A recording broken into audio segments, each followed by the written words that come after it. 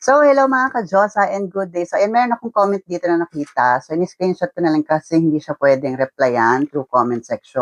Comment niya pala yan dito sa picture nung isang nag-comment kung original daw ba yung nabili niyang peeling lotion. So, ito yung comment na nireplyan niya. Sabi ko, that is fake.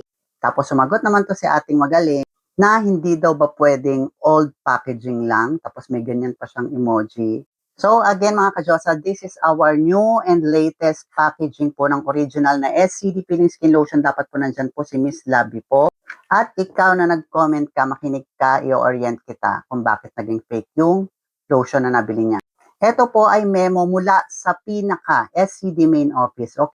So as you can see, kamukha yan ng bottle na pinag-commentan niya. So, kailan ba ni-release itong bottle na ito? Ayan, makikita ninyo, June 6, 2020 pa ni-release yung ganitong bottle natin na clear cup pa nga. And anong date na ngayon? 2025 na. After this bottle na ni-release, noong 2020, nagpalit na nga ng bagong packaging si SCD Main Office noong November 25, 2023. So, supposed to be yung kanina na clear cup po, from 2020 hanggang 2022 lang siya. Dahil 2023, nagpalit na nga po tayo ng bottle. Naging pink na po yung clear na cup. Kita nyo? Ano pong ibig sabihin? Yung clear na cup po na yun, na-stop na po yung production 2023 pa lang. 2025 na po. Paano pong nangyari na meron pa rin clear cup ngayon? Sino po ang naglalabas niyan? Dahil 2023, ganito na po yung itsura ng bottle natin. Pink na po yung takip niya. And then after nung clear cup, ayan, January 9, 2025.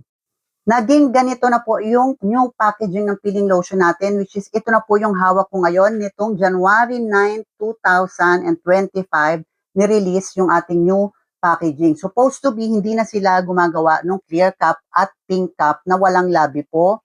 Ito yung memo, galing yan sa mismong SCD main office kung kailan nila pinapalitan yung bottle. So, ibig sabihin, since January 2025, wala na pong nilalabas na pink cup na walang picture ni Miss Labby po. What more pa po yung clear cup na kinumenta ninyo at sinabi ninyo na baka old packaging lang. Ayan ang history ng papalit-palit na packaging po ni SCD Peeling Skin Lotion. And yes, meron po tayong mga authorized memo from SCD main office at hindi po ako gumagawa ng istorya. Kung clear cup yung nandyan sa comment section, katulad nito or kahit yung pink cup na walang Miss Labby po, ibig sabihin hindi na po nagpo-produce yan ang SCD main office mismo. Kaya hindi nga po yan pwedeng old packaging. Ayan na po yung ginaya ng mga namimiki. Kayo naman, tinuturuan na nga kayo nang may alam kayo, maggagaling-galingan ka pa ng mga ganyan, wala ka namang alam. Lalong mapapahamak ang mga user sa ginagawa mo.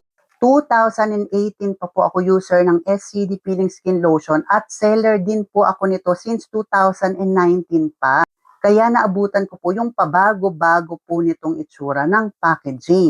And kaya nga po ako yung isa sa nagsishare sa inyo ng mga product knowledge, video tutorial para maiwasan kayo makabili ng fake, maiwasan na masobrahan kayo sa paggamit, kung paano yung tamang paggamit, at ano ba yung dapat gawin just in case na nagkakaroon na kayo ng problema sa paggamit.